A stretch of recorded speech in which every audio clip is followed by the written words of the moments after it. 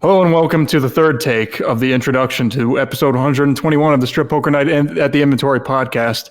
I'm your regular host, spnanon, who needed to do the intro because I gave Nord two chances and he was biffing it. I'll just put it that way, at least in my estimation. But go ahead and introduce yourself, Nord, the regular co-host. Hello, I'm Nord. I've fucked up two chances to introduce this episode. The first time I had no plan. The second time I had a plan, but apparently bantered too much. So, yeah, here we go. I'm sorry, I'm putting my foot down here. But to stay on topic, we also are joined by a brand new guest and relatively new dev, Spooktacle, who has a brand new testing roster character that we will be covering very shortly. Some call him Spook. I find that to be a bit of an unfortunate nickname, so I will continue to call him by his full name, Spooktacle. But go ahead and introduce yourself. When did you join us in the dev scene? Who have you been working on? Of course, we'll talk about her more in depth in a bit, but go ahead and talk about your process. Hi, I'm Spook. Ignore the connotations of that name. It has nothing to do with the name anyways. I've been working in Keyscape for 2 years and joined the community server around a year ago, I think. And have been working on Hex Maniac for I don't know how many of those months. It's been a while. I don't know what else to say. I've completely forgotten the prompts that you gave. Just is there anything else you want to share about your time coming on as a dev and the process of like choosing the character or like things you've kind of witnessed from afar? I know we just went through a resort, which we'll talk about more in a future episode, since Spooktacle is he doesn't have anybody on main, so he's got no skin in the game at the moment. But any other observations you've made? None that come to mind immediately. You've been here for 10 months, 17 days at time of recording, coming up to your 1 year anniversary. What do you think of the vibe? I like it. It's a good vibe. I mean, I assume so. You stuck around. Yeah, not really much to comment on about the vibe, besides it being good. Well, with that in mind, let's, so Nord already talked about how basically everything on this agenda, as usual, he's had his hand at least partially in. We'll get into that. It's quite an eclectic mix. There's one popular work in particular that is very much colored this episode, but we'll get into that in a minute. For now, though, it's me and Nord on the host Shilling corner. I don't have too much to share. I'm, as usual, making incremental epilogue progress. I was talking a few episodes ago about making a female player model because I had more of a base for that. Now I do have a male player model to show off as well. I also made some improvements and tweaks to the female player model. But I mean, I know that's what everybody on this podcast comes to see, is a full frontal male nudity. So here he is. This is the representation of you, all the lonely male nerds out there listening to this. This is you, 6 feet tall, built reasonably well, with above average penis size, let's put it that way, and no face. Turned out pretty well. Fits the Van Dread style. I mean, it's not really meant to be that specifically, but that's just kind of the same detailing that I ended up with. This model has been tweaked from a few varying sources because I've never made a male character before. It's certainly a lot easier than it used to be, just because like the ability to break sliders and go well past the limits of what and like decouple things that used to be kind of built in, like hips and thighs. That might actually still be a limitation to some extent, but there's just a lot more you can do to like make the chest and the shoulders broader and that kind of thing, and the hands bigger.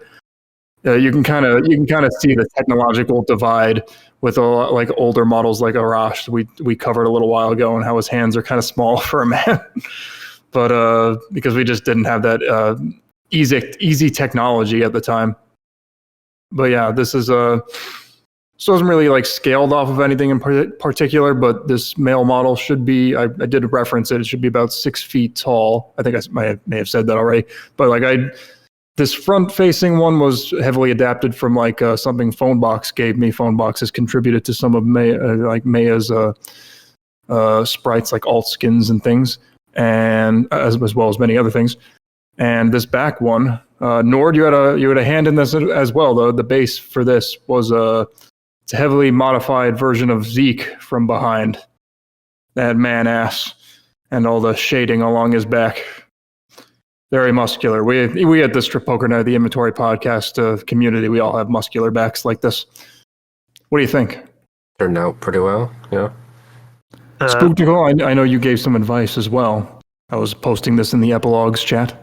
Yeah, I noticed that all of the backs of the heads didn't have shading and just looked like they also had a chin. So I told him to fix it, and as you can see, he fixed it. It doesn't look like there's a chin there. Instead, it's just the back of a bald head. Just like the moon. For the female model, it's mostly unchanged from last time. I added little details, changed the shading. Like you said, I also gave her ears. May have noticed last time she didn't have any. I did not notice. Yeah, it can be they can escape your notice sometimes, but yeah, it's because like they weren't like default ears. I had to build them from hair pieces, just like Maya and Jura and Barnett have. Other things I've been doing, I've been choosing which scenes to adapt for like the smaller kind of previews that I'll be getting out there by the end of this year. See, what's best to work with as like a starting point, because out of like much longer scripts full of scenes, and I've been exporting body parts as well. Sort of, I'm still in the process of editing them, but for instance, this is some sexy stuff, not gruesome in the slightest, but just random dismembered body parts at the moment. I'm still in the editing process, but look, it's your arm with your backwards hand. Think of how much you'll be seeing that hand caress Maya's cheek. Both sets of cheeks, and look to the future. But Nord, is there anything you want to show? Similarly, on the epilogue front, I guess, I did put out the variation of Yuno's epilogue for male players as well. Funny reversal is that it's now another example of male epilogue that is a token copy of a female player epilogue. You have, in this version, you have gay sex with him, in which he penetrates you, but you're still the one on top. Just a fun little short one for players to enjoy, I suppose. Yuno is decently popular. He scored, well, all male characters in general that have been made or updated in the last couple years got a boost in the resort, just because with a large portion of the roster not getting voted on has meant that the characters in general have risen as the others have sunk to the bottom. We can go into more detail about the resort in a future episode, I'm sure we will. But just in general, like, Yuno did go surprisingly higher than I expected. Same with most of my males. So I guess people like him. It really does provide a big boost to the play amount that your character gets once they do have even a simple epilogue. I think players just in general are on the lookout to see if characters have, as they would put it, like an after story. So even something short, simple, with little or no animation can get your character some extra attention. You don't necessarily have to do what Metallitar did, or what Spnanon's doing, or what I'm doing for Yuzuki's eventual epilogue. You just have to put something together and boost the popularity for free, essentially. And by free, I mean another massive commitment of your time and effort, but still. Not much to say about it, really, apart from that. I didn't really want to make it its own segment, because it is the same as the epilogue already was. Too bad, because it was my first time seeing that, and he cheated. He placed a blue 3 and then a blue skip. It was a very good epilogue. I just had something comedic to say. I did have some thoughts. I mean, a lot of them kind of mirrored what's going on with the female one we covered a little while ago. I got a dick size warning. It was too big. You can't participate. No, it was. I tried to select it from like the debug menu, just unlocking it. Apparently, that's not allowed because he needs to know what your dick size is to procedurally adapt it. Oh my god! So you had to play a full game with him and actually learn what your dick size is. I found that very unnecessary. Why not just default to medium? This is a case of technology just getting in the way. You're very proud of your dick size memory, but just let me select it from the menu. I can't believe you actually triggered that. Oh my god. What's the point of just mashing through a game with him? That's what I did. I used him for testing the other characters. Also, I'd say you'd think body size, like your weight, would come into the picture more. Like if we're going to talk about dick size, like body size, like he's not a super big guy, and if you're supposed to be bouncing on top of him, I mean that could come into play. Actually, you don't. I also wrote. Sorry, slight correction because I wasn't sure. You don't need to play a full game with him. You just have to select him. I just put the message there to encourage people to play with him properly instead of cheesing it. I also wrote down, is gay cowgirl called cowboy? Well, is it? I don't actually think so. Does someone know? Can someone explain? And I also thought it was funny, again, there's no actual mention of his girlfriend or parent bisexuality, just like with the female epilogue. Those were all of my notes. With that in mind, well, I hope you prepared plenty of notes because next on the chopping block is the main event, at least as far as your guesthood is concerned. It is your brand new testing roster character, a character that has been 7 years in the making, depending on whom you ask. This is something only the old heads will recall. Probably talked about it on some of the very, very earliest podcast episodes in a totally different context. So there is a long-time contributor / Discord server member called Hex, whose whole thing is how much he loves Hex Maniac. I mean, he has many other traits, but especially early on at the time, he strongly identified with and like associated himself with a Hex Maniac imagery. This is the Hex Maniac from Pokemon X and Y specifically. You know, the Gen 6 one, the one that everybody fan arted into having giant titties because she sells you moo milk and is generally creepy and people headcanon the whole yandere thing, among other things. We'll talk about the actual Hex Maniac as she's portrayed in SPNatI. But yeah, that was sort of his thing for a while back in like 2018. He was going to make an original Hex Maniac called Hex Maniac Valerie, who was supposed to be like the same basic idea, really. She had like a dust call. She was a little weight conscious. She had like big tits. I think she was maybe even going to have like a skinny alt, which this one does. We'll talk about that as well. But and we teased him about it for a while because it was like the pretty anticipated project. He was pretty good with Kisekai given the limitations at the time. I think she was even meant to lactate as well, and this one also does that, at least in the thick standard alt. But that project never quite got off the ground. So we were teasing him about it for a while with how long it was taking, and then it eventually became apparent that it just was not actually going to happen. So we just ribbed him one final time and let it go. And then who comes along 6, 7 years later, but Spooktacle, and decided that he's going to actually make it happen. And from then on, trying to search up Hex in the Discord server would return very confusing results. Half of them are about the character, and half of them are addressing the man, the myth, the legend. But yeah, Hex Maniac from Pokemon X and Y is here, not with a dust call, but with a haunter. Spooktacle, I will let you take the reins here in terms of why you decided to make this character and utterly humiliate a longtime veteran dev who now runs the tagging system. And I mean, what gives you the nerve? And where do you want to take this character? Like, what's been your experience developing her? And like, what do you want to get across with her besides big titty?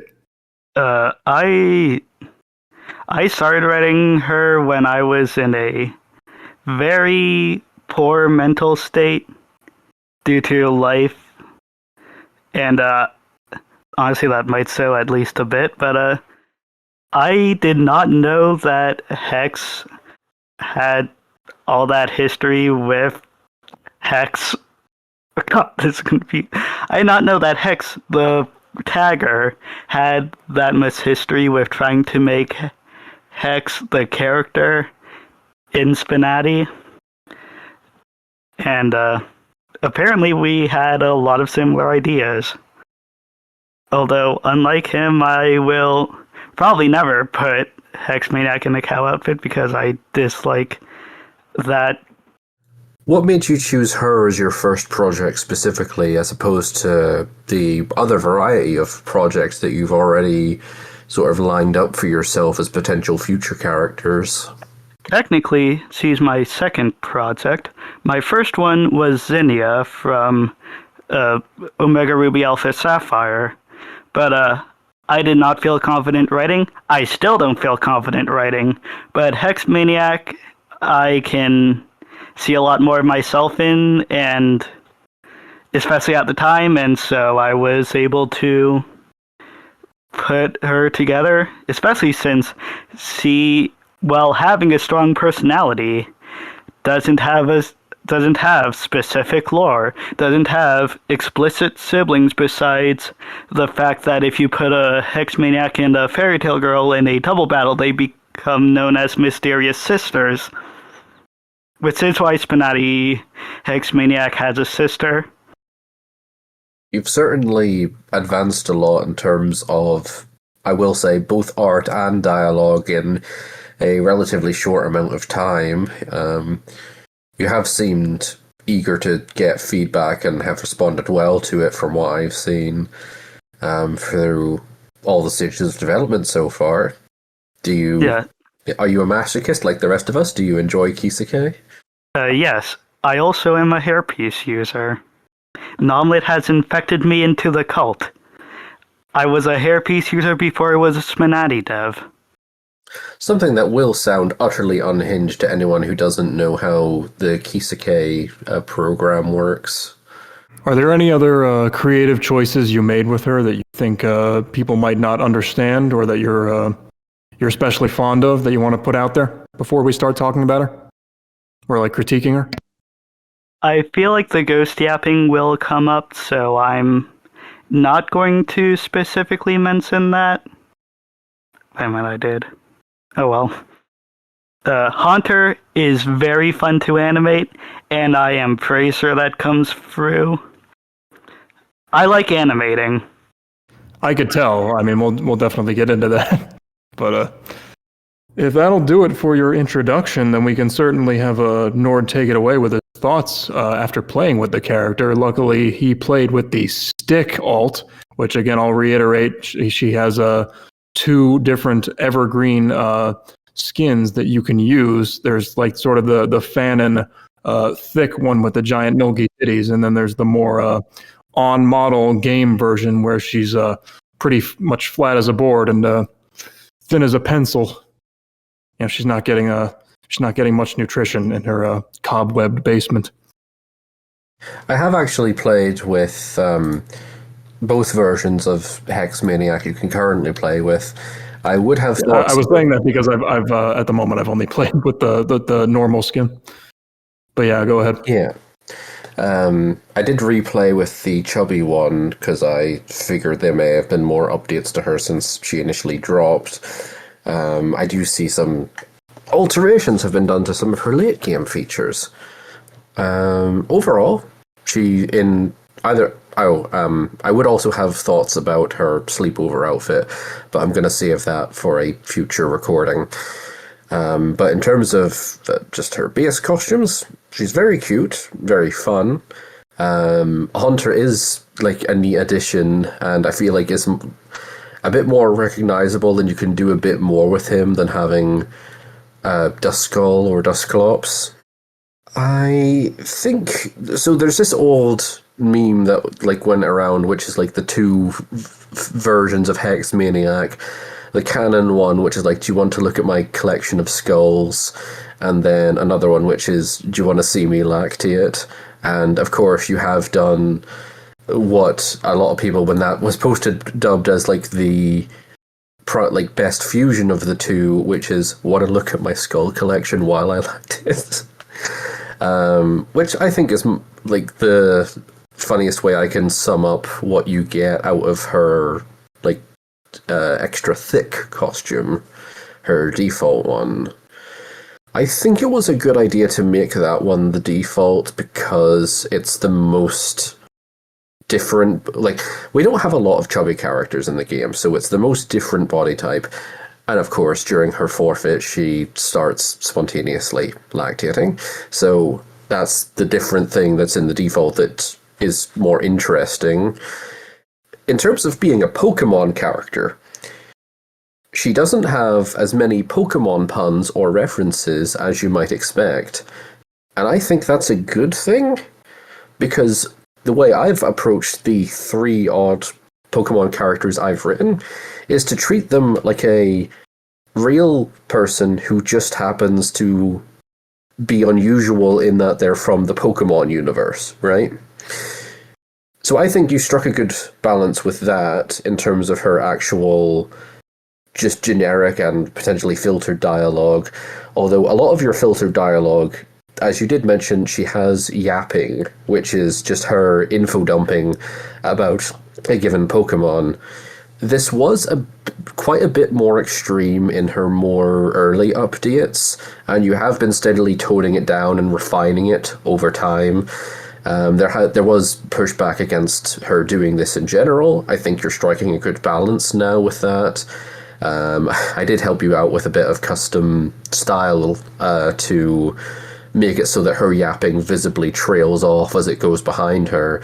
Because a lot of characters in SPNatI do the gag at least once of, oh, I'm going to talk for so long, the text is going to go behind my game sprite. Haha, that's the joke. Having Hex info dump and yap multiple times throughout the game, I think it's a good thing that we, put together that like trailing off visual effect so that it's clear that, the player's not necessarily meant to read the whole thing. They can go to the dialogue log if they want to do that. So it's good that you're, like, being aware that it was a bit, like, I know you were, of course, fond of the idea, so it's good that you toned it down over time and made it more specific than just her rambling every single turn, because she has a unique tag to target every single turn. Or at the very least in the test game I did with her, that wasn't the case. In general, though, I do think she's really good, both art and dialogue-wise. Do you plan to give her a costume for Halloween? Just out of curiosity? Yes. I have an entire document full of costumes for Hex Maniac, and I have one for every event, including one for an event that will probably never happen, that being Oktoberfest. Because I made a deal with Hex the Tagger that I would put a Miltank outfit in there. So that's my condition. It'll only happen if Oktoberfest happens. Wow. I don't even know if he remembers that deal. I don't have much in the way of critique other than it's just very much in the character on testing way. It does still feel like there's quite a few generics that could be supplanted with extra filters, and not just filtered lines towards tags where she yaps, but like towards other characters, like attributes or occupations or things like that. I don't know if she has many forfeit reactions. I didn't play her in a game where there was many unusual forfeits apart from Sani and Tess having their tandem forfeit in general. So I don't know if she has any, I don't know if she has any lines for that. Yeah, I still need to give her a lot more targeted and filtered lines. She's definitely lacking them, in my opinion. It's just difficult to write them. Nor do you have experience writing what is a half Pokemon OC, which Hex Maniac is not a character; she's a trainer class more than anything, and you have to, as you were saying, you kind of have to fuse all these different traits together and sort of create either like your specific like Hex Maniac OC or some kind of amalgamation of traits that people associate with Hex Maniacs as a trainer class. You have to kind of pick and choose what you go with, like what Pokemon does she have, and where does she live, and like what are her other traits, like family, like having a sister. So, I mean, it's an interesting decision-making process for where you draw the line on these various things. I don't know if either of you have any insight into that. With Magma Grun, I initially took from the manga, Jojin that had like dating a team Magma Grunt. That initially made her personality a bit too soft. I was encouraged to take more from the game's dialogue when I was making her not an April Fool's character, making her a full character. And I think that turned out for the best.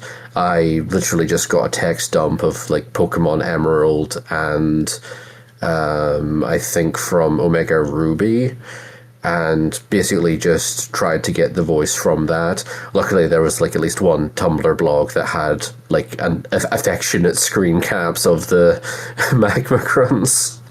But yeah, you do to an extent, at least with Magma Grunt, I did settle on her having some distinct traits, but I still did my best to keep her generic. Like, any Magma Grunt could have a pet Numel or like have that on their team. Any Magma Grunt could say the dumbass things that she says from being a like uninformed henchman, a goon, if you will, for a greater organization. I'm sure Spook has probably found it similar, where you take from all the different instances of the character in the game, the generic trainer class, and you just have to kind of put together like the most consistent version. Like, if you encountered any version of this character in the game, you would expect them to act like they do in SPNatI, or the other way around, where you're taking them from SPNatI, you'd be able to see parts of them in any of the instances of the NPC trainer that you find in the game. I think it's funny to imagine like someone either like accepting or rejecting like this label that society has put on them, that they're part of this arbitrary group of like Hex Maniacs, because like, is that something they decided for themselves? Like, did they all get together in the Hex Maniac Club? Or is this like society has judged her as being too out there and interested in the occult? And so now she is a Hex Maniac and she must pay out this amount of money when you beat her. I like to imagine it's just something you write on your government ID. So, like, that kid, that's a youngster. That's his trainer class. That kid's when you get your trainer card. Yeah, I was going to say there, on your trainer card, you can literally choose to have your like in-game character represented by a generic trainer class instead of the generic. At least in some of the sprite-based games, I know that's what you do for multiplayer. So you can literally choose to identify as a Hex Maniac or a Team Magma Grunt. Anyway, let me run down my thoughts on her art and writing real quick. And I was going to comment on the thing that Nord was... the thing that you asked both of us, and I let Nord go first. I have had a similar experience to Nord with picking from Hex Maniacs all across, specifically Kalos, rather than also going into Hoenn. And it also turns out there is a not spin-off, since it's by a separate person, but there is a My Girlfriend is a Hex Maniac, which I did not take inspiration from, but that Hex Maniac also has a Haunter, which is funny. Nord stole a lot of my points. I shouldn't have let him go first. Let's continue. You not go with the very unattractive, shrimpy Gen 3 Hex Maniac. That's going to be a costume, specifically the Halloween costume coming up. Oh, interesting. Maybe relevant by the time this episode goes up. But anyway, let me go through art and writing real quick. I have positive and negative things to say about both of them, or both topics. First thing I wrote is that Haunter is fucking big. Yeah, Haunter's massive. Apparently that's game accurate. I don't know if you can always go by the Pokedex. That's just like an average size, right? I mean, we all know Charizard's supposed to only be 5'7", but I mean, that's fucking lame. You know, everybody wants him to be 7 feet tall. Haunter in SPNatI is smaller than he should be. Haunter is 5'6". Hex Maniac's Haunter is probably like somewhere between 5 and 4 feet tall. Hex Haunter's massive. Oh, yeah, he's sort of a gaseous cloud. How do you even measure that? But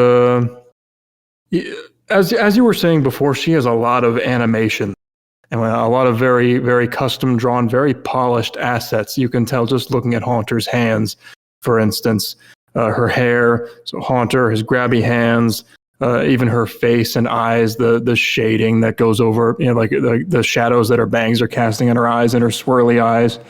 There's a lot of great stuff here and a lot of great animations as well. I'm not a fan of the infinitely looping animations as much as I think they work reasonably well. Like Haunter kind of lurking in the background. I just think the looping should stop at some point. Does he ever flip me off? No, because unfortunately he does not have a hand that's drawn into a middle finger. I will say the stick alt is a great commitment. I know that that all our costumes are going to be either based on one or the other and not accommodate both. But even still, having it at all is very nice and accommodating for people who prefer the canon look for her. And, you know, this stands in stark contrast to the whole Chiaki controversy. Before, where she, until recently, she was just dropped onto testing again with the new thicker version, the fanon look for her, and all the devs were just kind of stalwart about it at first, just being like, "Yep, nope, that's what you're getting, that's what we're going with." And if you like the way she looks in game, you can fuck off. But I do appreciate you going the extra mile and doing both of them. I wrote down, I think she should have a few more inward-looking poses where she's kind of thinking to herself. Sometimes she's often like thinking to herself, but she's kind of staring ahead. I don't know if that's just maybe that's just meant to make her look off in a way. How she's always just staring ahead, but it seemed a little bit out of place. Let's see. Haunter does a lot of like the idle / inward kind of things, but Hex herself a lot less so. It's clear you're very good at animations. There's a lot of like confident use of them. She's animated maybe a little too bouncy, or a little too like energetically. I want to say it feels like, I mean, I pictured her as like, you know, kind of low energy, kind of floating about like a ghost herself, a little creepy. She like sidling around. But here she moves with a lot of energy and bounce and squash and stretch. That gives a peppy impression. I mean, maybe I just have the wrong idea in my head. Maybe she's supposed to be like kind of snappy and creepy in that way, like she's twitchy. Have you considered that she's trying to get through the strip as fast as possible? Okay. I mean, if that's what you're going for, then maybe just try to communicate that a little better. But like the animations aren't bad. You put a lot of effort into her butt pose, but unfortunately her hair isn't moved aside at all, so you can't really see it, which is unfortunate. I also said that you could maybe try shortening her hair when she's sitting down. I did that a little bit for Jura, because otherwise it kind of layers over her butt and thighs a little bit in a weird way. Yeah. Last thing I said for her art is that she lactates out of nowhere. Not that I really have a problem with her lactating. Again, this is just in the thick alt.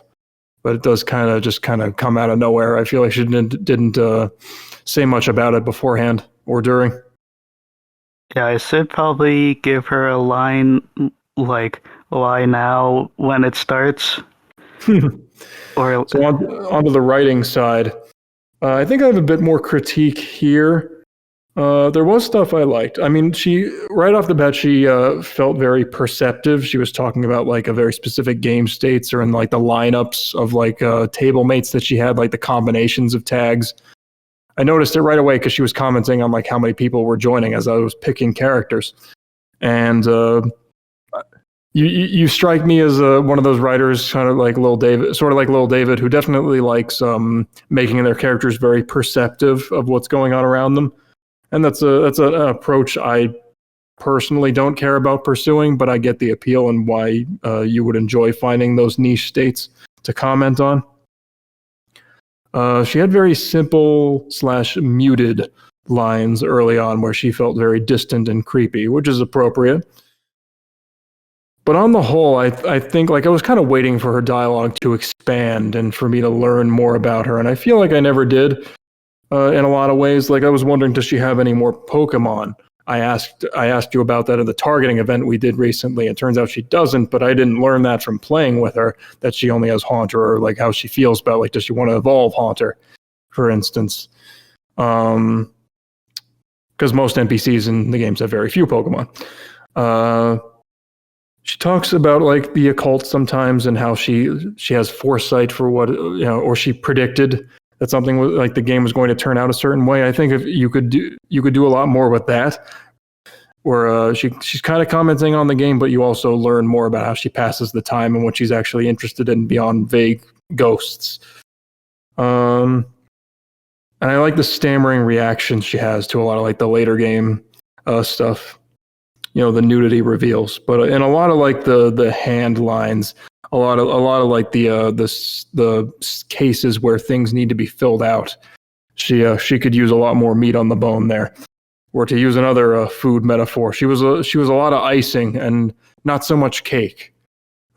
Ironically enough, there was a lot of you got like the impression, you got like the feel of her overall, but there's not a lot to to chew on necessarily when you get into a lot of the lines. Yet it's just sort of the overall impression she gives is down. Oh, and use some more dashes and italics, not just ellipses. It started out with a bunch of dashes, then I moved on to ellipses, and now I gotta go back to dashes, I guess. Those are all my thoughts, though. Yeah. So if you have a response to that, or Nord, if you have any final comments as well, what do you think? I think it is fascinating that I think the chubby Chiaki default was received poorly because it was more of a dev's personal preference thing and not so much something always seen in Chiaki fan art. Meanwhile, with Hex Maniac, the chubby one is what you're going to see in 90% of fan art, I'll say. And it is really appreciated that you made the skinny one very shortly after she was into testing initially. And I do appreciate the subtle body details that her skinny alt also has. It does help emphasize that she really is just a stick figure. That you can see almost her rib bones from how skinny her top is. The chubby art as well is really well done. Very subtle detail is that I see her neck and jawline gets thicker in her chubby version, so that's a good detail. That's how body types work. It's not just literally I have bigger boobs and a stomach. So great job overall with the art. She also has thicker arms. Not bigger hands, though. Both of them have the same size hands. I think I do have one potential critique just flicking through her images, which is seeing that she has some custom hands and they do look a little bit like they need the joint fixed at the wrist. I'm pretty sure I drew most of those hands for you. Yeah, you did. So if you drew all of them. Yeah, if you need me to fix any of them, just let me know to like fix the wrist. Yeah, that would mean I'd have to redo the poses with those again, but I do have an announcement about her before we do move on, which is after I fix all the issues in this, I'll be putting her up for a sponsorship, so she'll probably come up in another episode probably after the Halloween one, to be honest. And if you're listening to this podcast by then, sponsor her. Go play with her. Play with her and leave feedback. Do it now. Or after you finish listening to the podcast. On the whole, though, yeah, I think this is a pretty good character. There's a lot of talent on display. I just think you need to fill her out with a little bit more about some of those delving into or diving into the OC aspects of just random or like more specific things. I think you got the general affect of the Hex Maniac trainer class down, and now you got to fill it out with more details about Hex Maniac the person, even though she never gives her name. So, Nord, this is all you this episode for the rest of the way, because speaking of 2018 characters, Nord recently took over Kamina Jiha from Tengen Toppa Gurren Lagann. When we think of a Trigger anime, I don't think it wasn't quite called Trigger back then, but it's a worldwide phenomenon when it came out in 2007. It's a definition of like hype show. It's a shame it didn't come out a bit later when in the age of like streaming and stuff, because it's pretty much all hype. I have watched Gurren Lagann. It's got a lot of hype and combining mechs, and it's people even in mech circles or mecha circles even describe it as sort of a spiritual successor of sorts, or like they're kind of spiritually or creatively related to Van Dread. They have a lot of similarities. I'm not going to dive into that too much, other than saying I felt an obligation to do a lot of targets. But most people would think we're hyping this up for hey, Yoko Littner's finally in SPNatI. No, that's not what happened. Even though she was a 2007 sex symbol, anime waifu of the year, and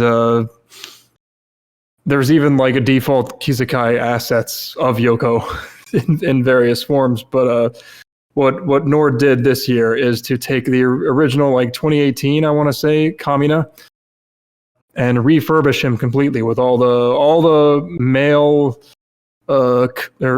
male conducive Kisekai features that we have available to us now. Not that he was a terrible model before, but definitely better proportioned and improved. And I think we'll go over that relatively quickly, because spoilers, Kamina doesn't last long in the show himself, and you eventually get an upgrade in the form of the better Kamina and basically becoming the same character as Kamina. When we talk about the actual full-on new character that Nord also made from this show, which is Simone, the actual main protagonist that Kamina influences before his untimely demise. Very similar characters in that respect, but Nord, if you want to briefly talk about your update to Kamina's art. Yeah, so I adopted Kamina a year or two ago. I forget exactly how long ago. I know that I made a mini tradition to give him like an update every 8 or 9 months, just to fix some bugs or target new tags or new characters here and there. In advance of me putting Simone, the next character we'll talk about, into the game, I decided to do a visual update of Kamina. I always knew that I would do a visual update of Kamina if I was ever going to make another Gurren Lagann character. So luckily I was able to contact Rabid Beagle, his original artist, to get his original model code, just to have an idea of his basic proportions and stuff. In the end, I did basically remake him from scratch, but it was good to have the code to tinker around with it, just to get my bearings. I did end up doing a lot of newer techniques to do his art. For example, one thing I've really gotten into is actually making image attachments for Kisake that are in Flash file format, and this means they have no problem rendering even if you resize them or like rotate them specific ways, whereas by default they can like get pixelated and blurry sometimes depending on how much you're resizing them. Big help for his glasses in particular, which need to be a solid entity sometimes and then semi-transparent other times. And then just in general, I used all the applied practice I've gotten from making other male characters to update him, and I made sure he, of course, matches visually with Simone. He's a bit more accurate now. His old model wasn't bad per se, it was just outdated. It was made so long ago that it had to be two models stitched together, like for his upper and lower body, whereas now you can just do that with a single model. So how times have changed in that regard. I didn't do much of an overhaul of his dialogue again. I've just been fixing up here and there as I was before. I do plan to do more substantial updates when I'm updating him to have more banter with Simone, but that's very much a work in progress, and it's more difficult to do for me because it's me bantering with myself, which ironically enough ends up being more difficult, because if you get stuck on a topic, you can't really just ask yourself for a new idea. Yeah, let me know what you both think. Absolute cinema. The update, the sheer difference between the old and the new is honestly kind of mind-blowing. And I was going to say I don't think I can remake it, but I think I've cracked the code earlier today after disassembling him for the umpteenth time. You are ridiculously skilled at making men in Kisuke. I want you to know that. You should not be able to do this. Thank you very much.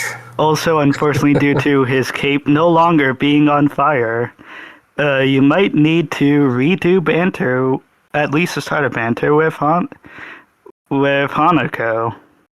Oh boy. I don't know if Hanako has an active developer. I did try to keep some of the flamey details in his cape, but yeah, in the old one it was literally just fire hair pieces, not hair pieces, ribbons. I did notice that that in his old banter he repeats specific poses a lot, which it's a bit of calling the kettle. It's a bit of the pot calling the kettle black, but it works more for Hex Maniac than it does high energy Action Man Kamina. Might want to look through old banters and make sure that they're all more active movement, not holding yelling. Yeah, I did. I added one new pose in the form of his yelling one, just so that he'd have something different to do when having a high energy line than happy or angry. I believe I meant, this specifically the angry yelling. Yeah. Anyways, spnanon. Well, you kind of cribbed some of my thoughts here. Art-wise, I think he always kind of suffered due to his height. You could see there he can't even point completely straight up just because of the scale of the game, even though that's one of his big poses. I want to say like he kind of felt overall a little softer in like features and like facially, kind of smoother, warmer. I wrote down is like this is sort of a Nord style. But it is a lot more polished and better shaped. There's not as much jank going on there. And wrote here as well, his pubes look a little too thick. They look almost painted on. They don't really look like hair. His dick is just kind of popping out of the ether. Some feedback. I guess I didn't say that. Some feedback Spook gave me about Simone applies to him as well, where I can I have an idea of how to improve that. I might do a second art pass on Kamina, because looking over his art again after taking a break from it for a while, in particular, I really don't like how I did his bandage wraps around his torso. I want to redo that entirely from scratch, essentially. Just because I'm not happy with it now. I was able to find settee for him and Simone and the rest of the Gurren Lagann cast. He is a bit softer than you might expect, especially with his... Like, he does have masculine, like, straight line features, but he's not as rugged as you might expect, just, like, looking at his face, for example. One more thing about art. Okay, first of all, I think he has a custom-drawn glands, like the head of the penis. That was interesting. I think the entire shaft as well. It was, Not a bad flex. And even back in the day, he had a thing where he came twice, because a real man does that. And despite the high volume of cum from that, it all just kind of disappears. Let's see. But on the writing side, this is, of course, a very old character, and you haven't really touched that. This is actually made by Joe, one of the original podcast hosts from the classic era. But I always felt Kamina, I mean, he's kind of a very simple, like almost more of an idea than a character for most of the show, if you watch it. So he does feel a bit repetitive and one note.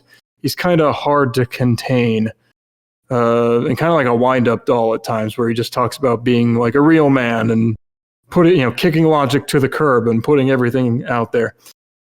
He talked about like the kind of cards he had a lot. It was weird to revisit him after so long. I was surprised that he can even read, because that is a plot point that they can't read, or that they were illiterate when the series began. But I did find his Fuda lines pretty funny. I guess you had to add some of those, or someone did. I had to do that, yeah. Talked about how that made them, that gave them more manliness, which of course is a good thing in his eyes.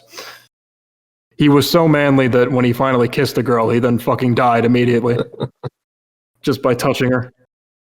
I think that'll do it for Kamina, because we should probably move on to the main event here in terms of the Gurren Lagann picture, which is upgraded Kamina. Simone. I don't know why you suddenly decided to make a JoJo character and a stand at that. It was the first stand character, Moon. I don't know what he's doing here. But you did just decide to make the actual main protagonist of the show, who starts off as a little shrimp, and then after a time skip and some more trials and tribulations, just becomes the actual full-on improved Kamina, who achieved everything that Kamina died before he could. He goes out into space and conquers the universe, basically, and he's got his little animal friend there at the side there, Buta, the pig mole. But yeah, what's going on with this character, and why'd you make him? Why not Yoko Littner? What's wrong with you? Well, it's another example of the SPNatI effect, I guess, where, of course, I could make the popular female character that anyone would always want to have in the game. But what if I didn't do that? I always had an inclination to maybe make Simone, but again, it was like lower on my priority list than the characters that have come before him, and is also another example of I've had to learn a lot of techniques over time. Spook, I appreciate your earlier comment about me being good at making male characters. I appreciate it. I do like to think that I've gotten pretty decent at it. With Simone, I think he offers a different energy than Kamina that makes him a bit more approachable, because Kamina is always shouting, always high energy, always perverted in a very lecherous way, whereas Simone is just a little bit more reserved where it matters. We have had a targeting event where we've had a bunch of writers trying to think of ways for characters to talk to each other, and I have had a lot of positive reception to developers wanting their female characters to flirt with Simone. So that's fun. Although it is very much a case where Simone has his canonical love interest, in this case his fiancée, Nia, And so it does kind of lean into the territory of, oh no, my fiance is fine with this, trust me, bro. I don't have much else to add. I think he kind of speaks for himself. I gave him a couple of gimmicks, like he puts his goggles on and then they transform into, his star glasses from later in the series, in preparation for the final battle. I'm just rolling with it as him getting really fired up here. No one's really objected to it, but I'm interested to know what the two of you thought of that. And that's about all I really have to say about him. Spooktacle? I didn't really have any thoughts on the transformation of the goggles, besides, oh, that's neat. I did offer the suggestion to have the jacket take off animation, and Nor did a good job with that. I'm pretty sure he met my expectations, since I thought I had more notes on him. Turns out I don't. I did find Buddha very cute with his movements, like when Simon wondered if he should take a bite out of that ass being Buddha's ass, and Buddha was all scared. And my one art critique was already addressed by Nord putting the pubic hair over the shaft. So on to spnanon. There's a lot to like here, besides if you ignore the fact that he's not Yoko. Art-wise, it's fun looking for Buta in all his different poses.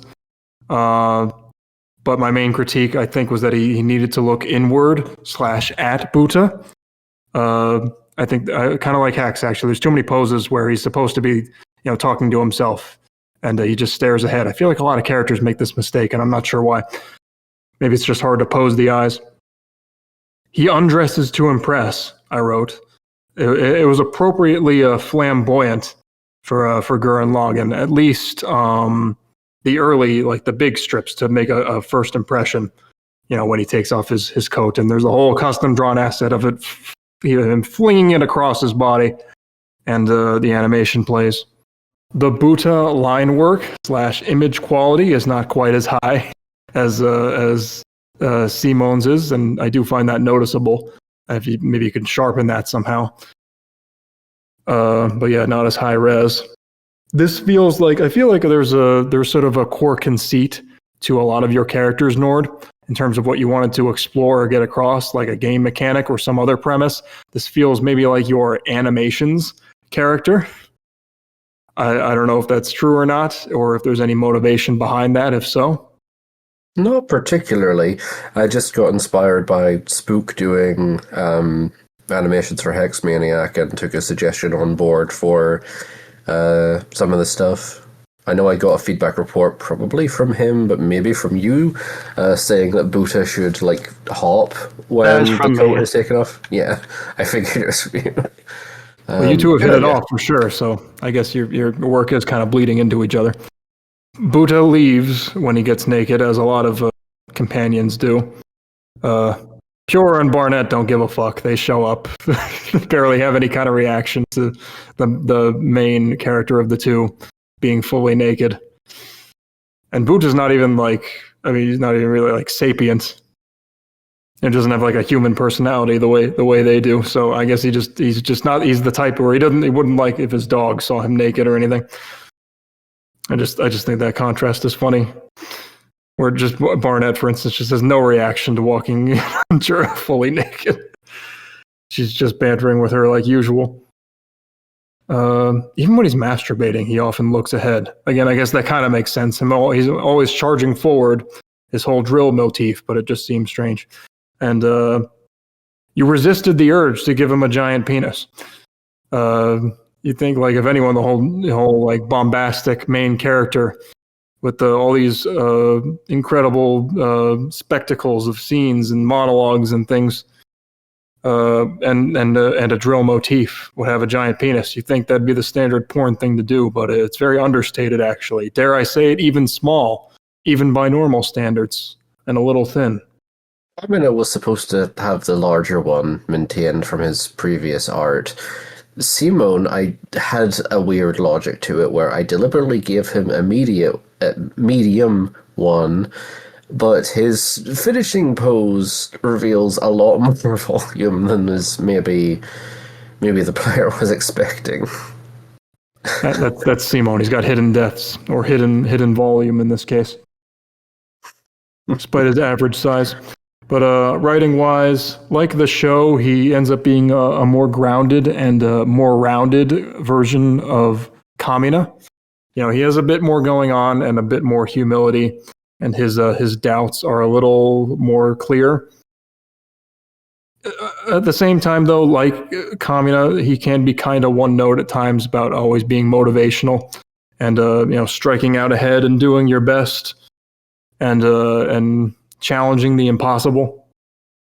I feel like SPNatI is just like, it's too low key. Like the setting is too chill to really play to Gurren Lagann's strengths. Like and I feel like in targets and in generics, you're often, at least with me, you're kind of struggling to flesh him out at times and maybe hash out exactly like what his relationship status with Nia is, because spoilers, she dies at the end when they get married. But I mean, everything in Gurren Lagann is kind of on the screen, more or less. You don't have to like read into it very much necessarily, like to get like the inner character motivations in the lore. Like it's pretty much just all out there for the most part. So I don't know if you're finding it hard to explore the character necessarily. It was a little bit of a struggle. I feel like the targeting event has helped a fair bit with ideas for how he can actually approach like bringing up things from his series and relating that with what other characters have experienced, because Gurren Lagann's story is pretty weird when you're not experiencing it. At first it's a Borderlands style Mad Max with giant mecha overthrowing the Sparrow King, and then suddenly in the second half it's a borderline space opera. Yeah, it's hard to showcase the character properly when he's not taking center stage and making these big speeches, and he's just one character of 4 or 5, including the player, and he just has to sit back and let others take the stage for a while, because that's just not really how he's ever really portrayed in the show. That's not how the show operates. It's a difficult character choice. Like even someone like Yoko kind of takes the back seat on occasion, but it's really all about him for the most part and his growth. So and less facilitating others necessarily. But I think you can definitely stick the landing, and there's a lot to like here just with the Buta antics alone and everything you've done with the assets there. I mean, it's funny just seeing him pick it up like that. A lot of characters are going to get interactions where they're holding Buta in some capacity.